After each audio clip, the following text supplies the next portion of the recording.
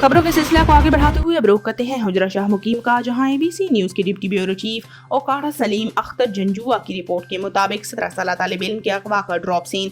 थाना हुजरा शाह मुकीम पुलिस की बड़ी कामयाबी। 17 साल तालिब इल्म बासजाब SHO फरख शहजाद की सरबराही में कार्रवाई। 2 जुलाई 2024 को 17 साल तालिब इल्म हाफिज एहसान इलाही दीनी तालीम के लिए घर से गया। जामिया कमालिया राजूवाल से वापस न आया। वालिद अब्दुल हमीद ने बच्चे के अगवा का मुकदमा थाना हुजरा शाह मुकीम में दर्ज करवा रखा था।